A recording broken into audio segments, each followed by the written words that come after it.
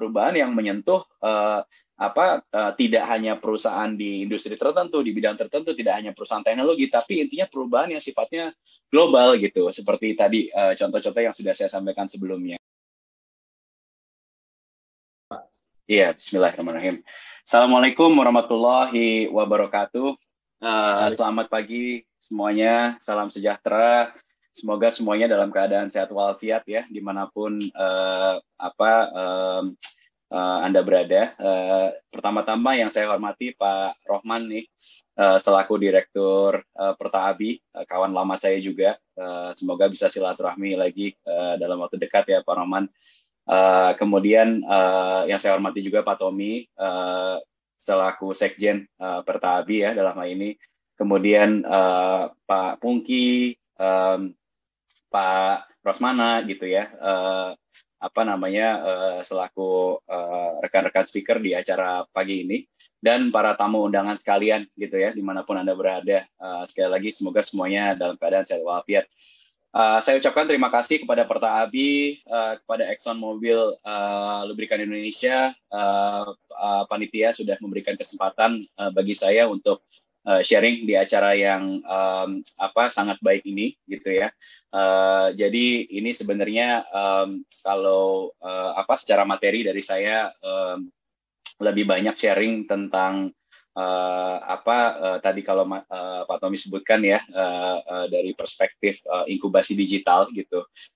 Namun saya rasa harapannya banyak hal yang relevan dalam konteks rekan-rekan di Perta-ABI ini dalam artian bagaimana sih dampak teknologi terhadap industri tempat kita berada ini ya gitu, baik itu mining ataupun industri-industri lainnya gitu ya. Perkenalkan, nama saya Indra. Saya adalah CEO Bukit Teknologi, jadi sebuah inkubasi digital. Nanti saya akan jelaskan sedikit tentang apa yang kami lakukan di Bukit Teknologi. Kemudian tadi sudah disampaikan oleh Pak Tommy secara latar belakang selama kurang lebih 8 tahun terakhir ya, gitu saya berkecimpung di bidang inkubasi digital gitu. Dimulai dari sebuah perusahaan logistik berbasis teknologi bernama Ninja Van kalau di Singapura, kalau di Indonesia Ninja Express. Kemudian dari situ saya masuk ke Northstar ya, gitu, di mana di situ saya berkesempatan untuk membantu menginkubasi beberapa startup di berbagai bidang, baik itu fintech dan lain sebagainya, gitu. Kemudian dari situ selama 3 tahun ya, sejak 2019 saya memimpin sebuah perusahaan aplikasi yang ditujukan untuk umat Islam bernama UMA gitu. Sekarang saya berada di Bukit Teknologi gitu. Nah, lanjut ke topik acara kita pagi ini ya, resilient with technology to deliver business growth faster gitu ya. Jadi ini sebuah topik yang sangat bukan hanya sangat bagus ya, tapi sangat penting untuk kita bahas di masa sekarang ini gitu ya. Jadi pertama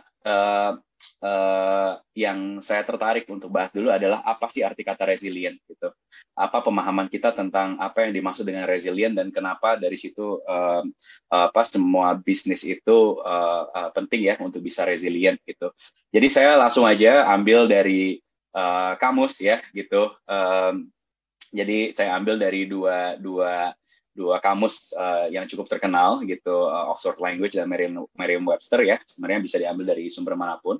Jadi kalau Oxford Language bilang bahasa Indonesianya mampu bertahan atau pulih dengan cepat dari kondisi sulit gitu ya. Kemudian kamus yang satu lagi Webster bunyinya adalah cenderung pulih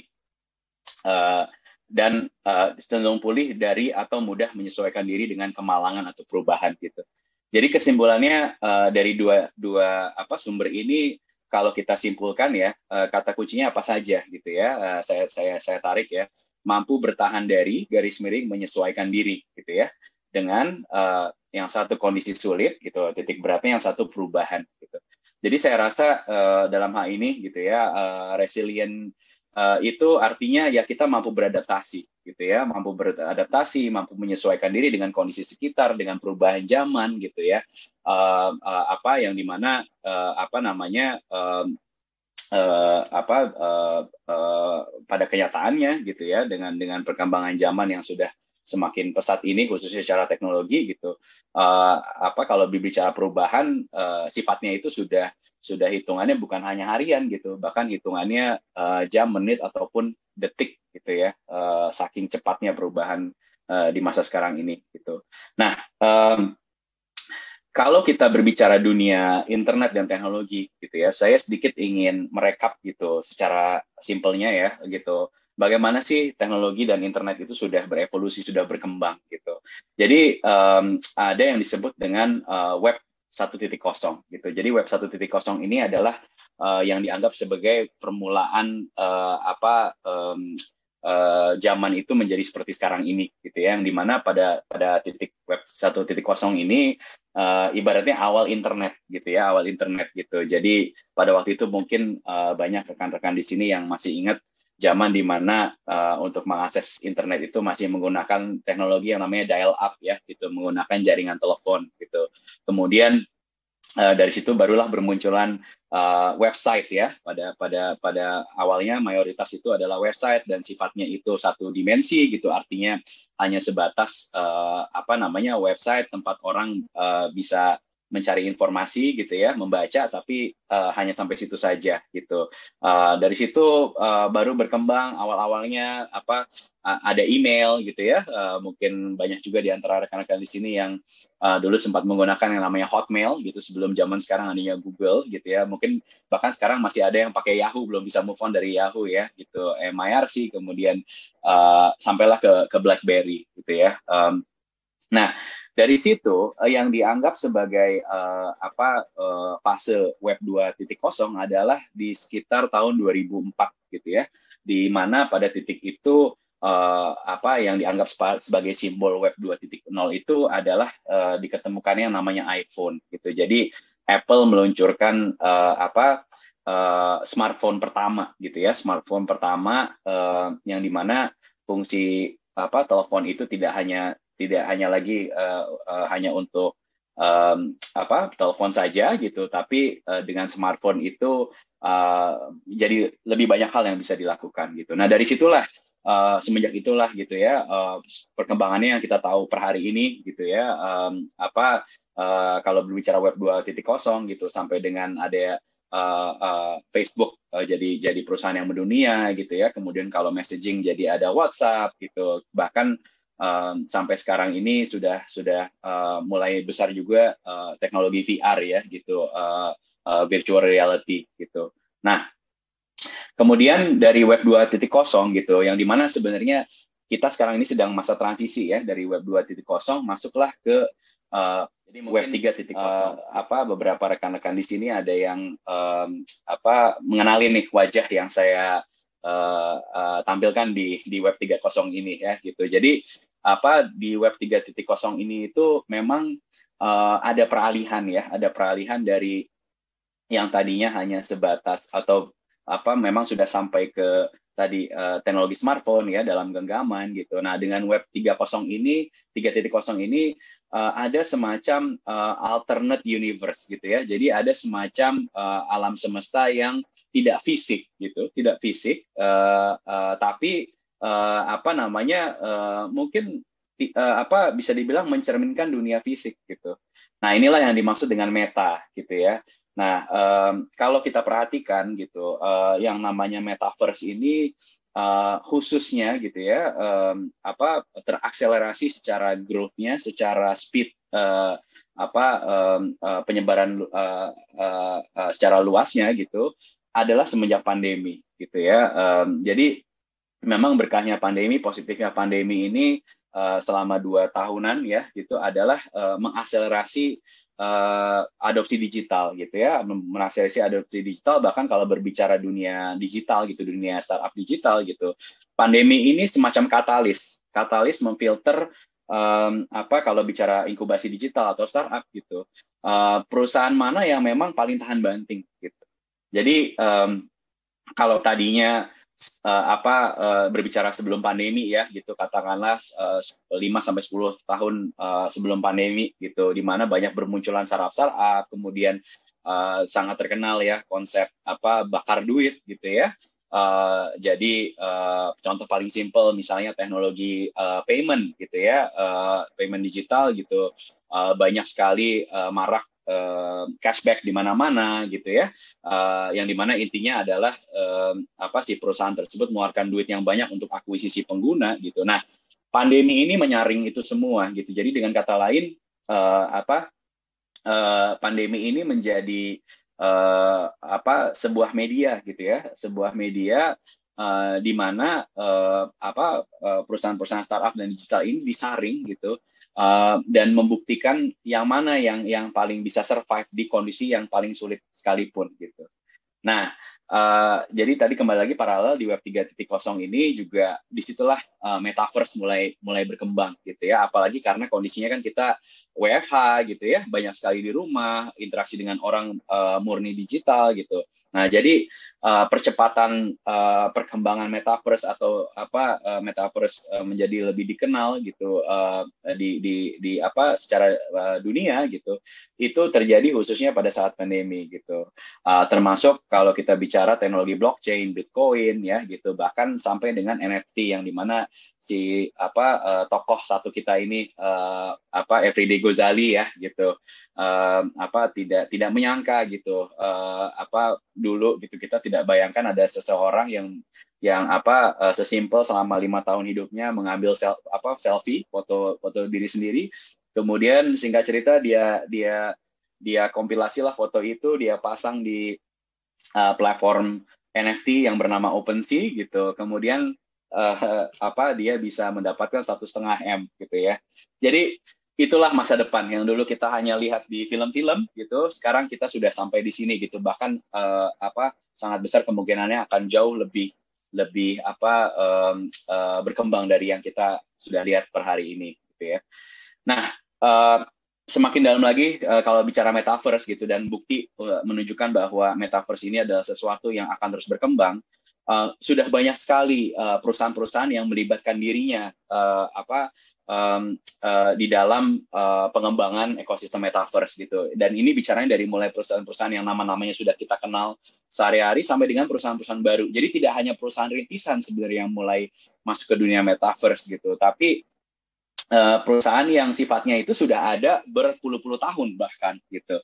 Jadi inilah bukti bahwa bukan hanya perkembangan teknologi itu adalah keniscayaan, tapi dalam hal ini secara spesifik konsep metaverse ini memang sesuatu yang akan semakin besar ke depannya gitu kan, akan semakin besar ke depannya gitu. Bahkan kalau kita bicara contoh banyak sekali contoh gitu per hari ini, bisnis-bisnis yang sifatnya tradisional gitu. Saya tampilkan satu contoh di sini,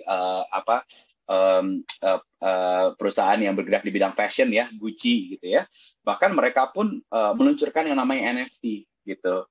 Jadi idenya adalah di metaverse itu kita bisa beli produknya mereka gitu. Produk digital, produk virtual gitu, tidak fisik sifatnya gitu ya.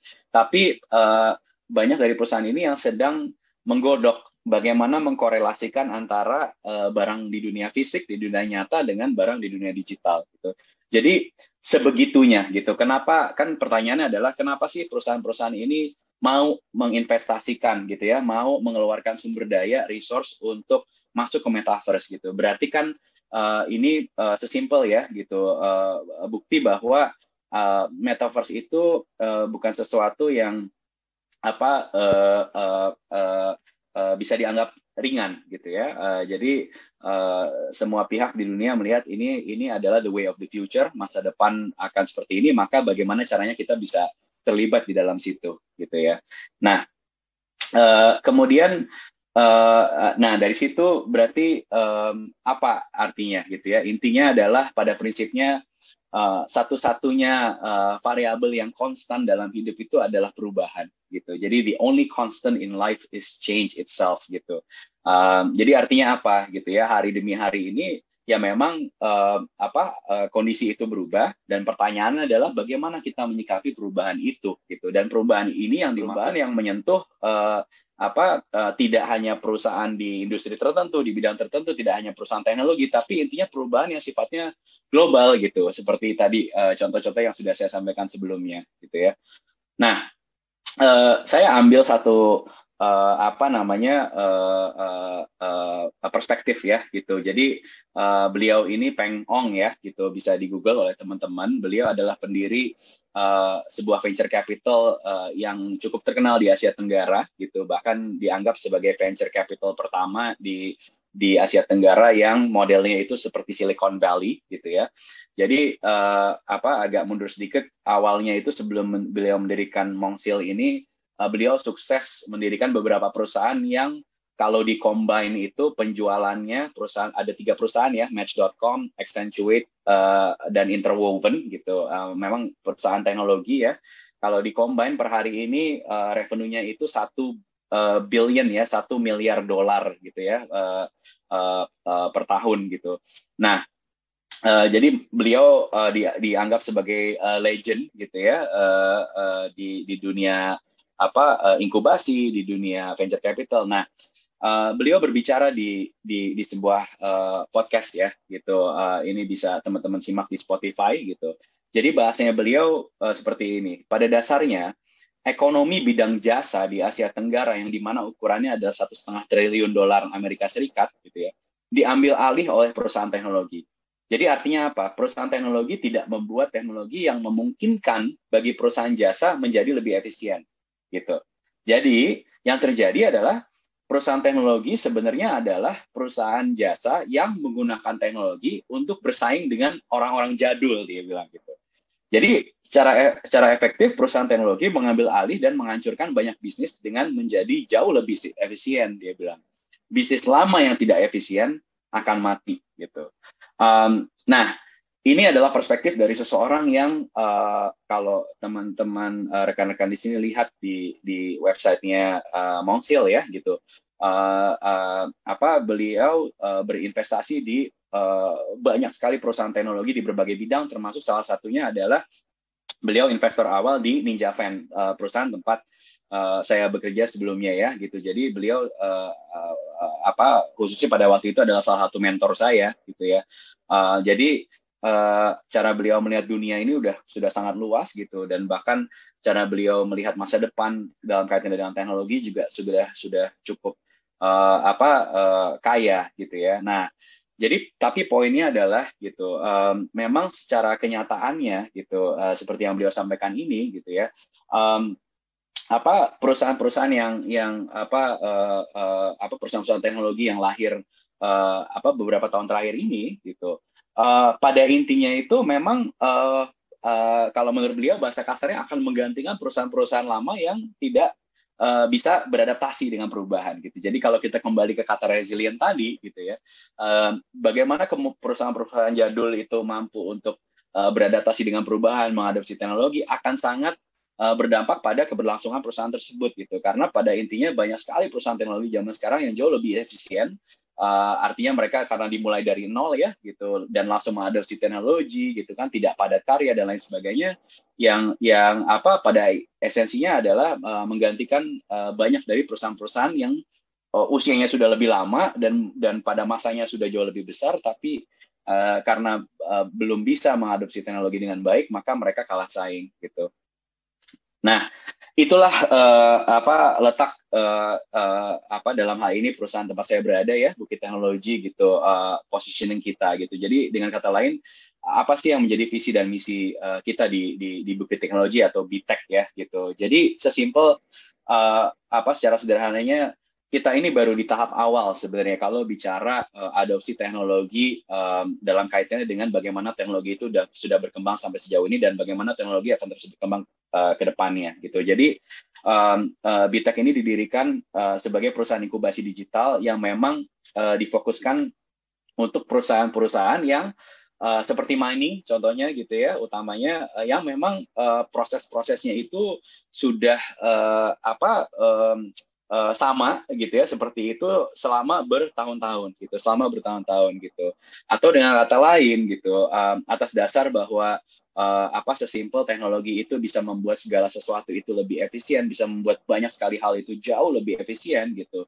Nah, maka perusahaan-perusahaan yang memang mungkin sudah dominan di industrinya gitu ya, sudah sangat besar gitu, akan sangat sulit berkompetisi, akan sangat sulit bersaing di saat mereka tidak efisien gitu, tidak seefisien perusahaan-perusahaan yang mungkin masih baru tapi sudah bisa mengadopsi digital dengan baik gitu.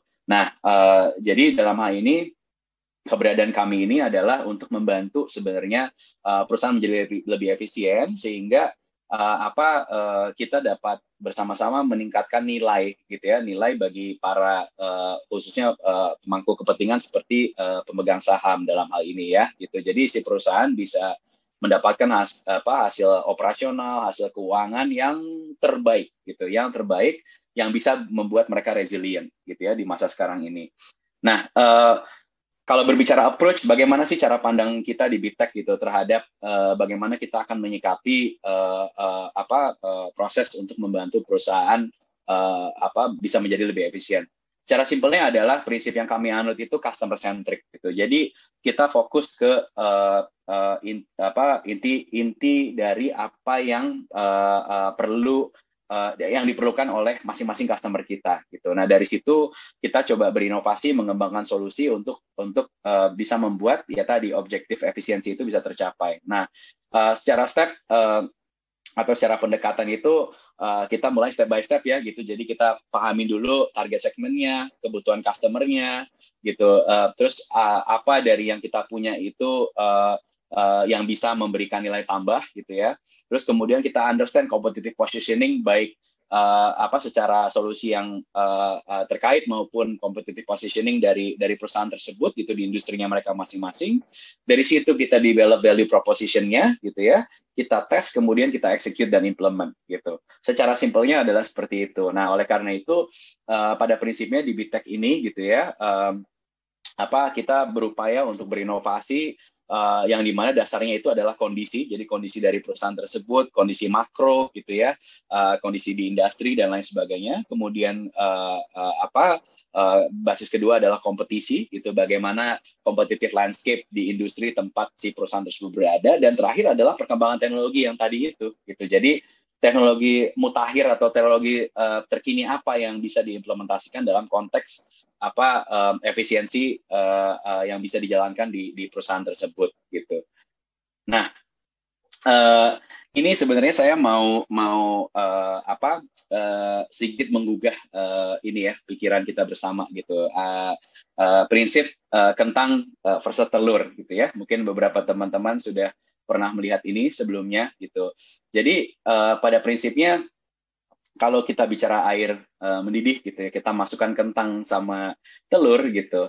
Air mendidih yang sama itu kalau terhadap kentang akan membuat kentang jadi lembek gitu ya. Tapi kalau terhadap telurnya malah jadi lebih keras gitu. Jadi pada prinsipnya ini juga prinsip hidup yang saya anut ya gitu, dan yang kita coba terapkan di Bitek, dan harapannya kita bisa bawa prinsip ini ke kemanapun kita pergi gitu ya, ke customer manapun gitu ya. Jadi pada prinsipnya alam bisa berubah gitu ya, lingkungan sekitar kita itu bisa berubah. Tinggal pertanyaannya bagaimana kita bisa menyesuaikan diri dengan lingkungan kita sekitar kita tersebut gitu. Jadi dengan kata lain, kita tidak bisa menyalahkan lingkungan sekitar kita gitu.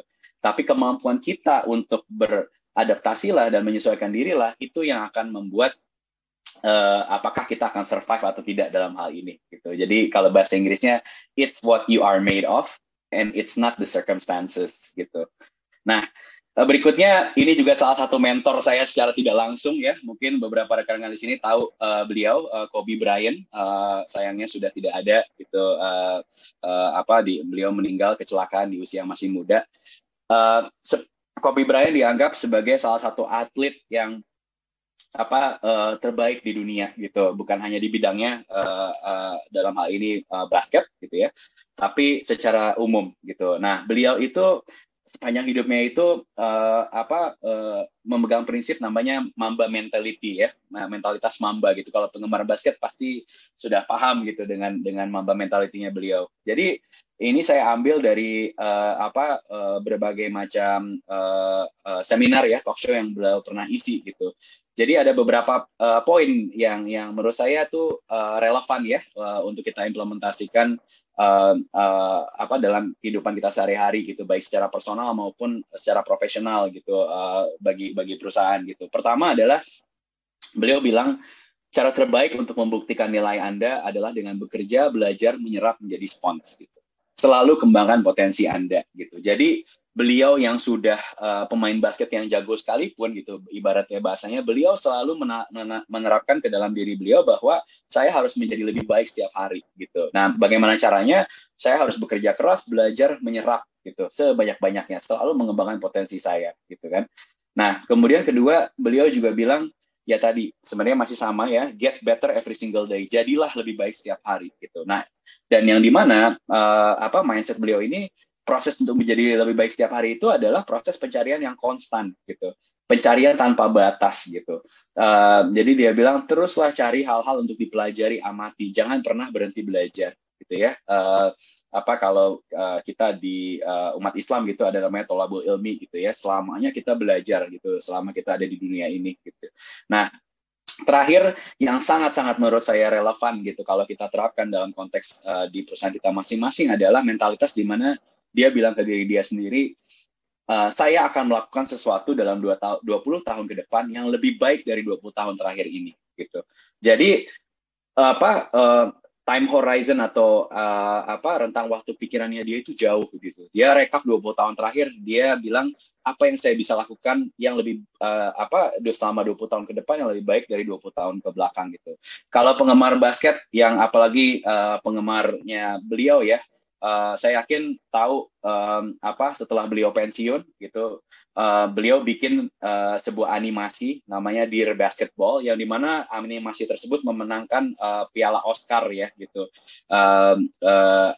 Jadi bayangkan seorang pemain basket yang tidak tahu menahu tentang bagaimana membuat sebuah animasi gitu, bisa melakukan sesuatu yang sebelumnya dia nggak punya pengalaman, sampai akhirnya bahkan bukan hanya jadi tapi diakui ya, artinya dalam bentuk dia memenangkan piala Oscar gitu. Jadi menunjukkan bahwa itulah bukti mentalitas si Mamba atau si Kobe Bryant ini gitu.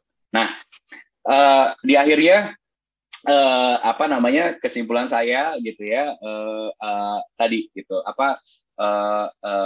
sebenarnya ini akan menjadi sebuah proses dan yang saya harap dari sisi BITEK, kami berharap ini adalah proses kolaboratif kita sebagai sesama yang tergabung di dalam Pertahabi ini gitu, bisa sama-sama menyatukan pikiran, berpikir keras nih bagaimana kita bisa beradaptasi supaya kita resilient ke depannya gitu. Nah, oleh karena itu di akhirnya saya punya usulan nih ke panitia, ke Pak Tommy gitu, ke Pak Rohman gitu ya, dengan segala hormat gitu. Kalau dalam hal ini kan disebutkan di flyernya itu, dan tadi temanya adalah resilient with technology to deliver business growth faster gitu ya. Nah, saya punya usulan kita sempurnakan temanya gitu demi masa depan kita bersama, menjadi resilient with technology to deliver business growth faster atau to survive gitu. Karena secara simpelnya adalah bagaimana kita bisa deliver business growth faster kalau kita belum tentu survive gitu kan. Jadi dengan kata lain, kalau di zaman sekarang kita coba pikirin survivability dulu deh gitu. And then dari situ harapannya bersamaan kita bisa deliver business growth faster gitu ya, sesuai dengan harapan kawan-kawan di Pertahabi dalam hal ini. Sekian dari saya, terima kasih atas waktunya. Saya kembalikan ke Pak Tommy gitu. Assalamualaikum warahmatullahi wabarakatuh.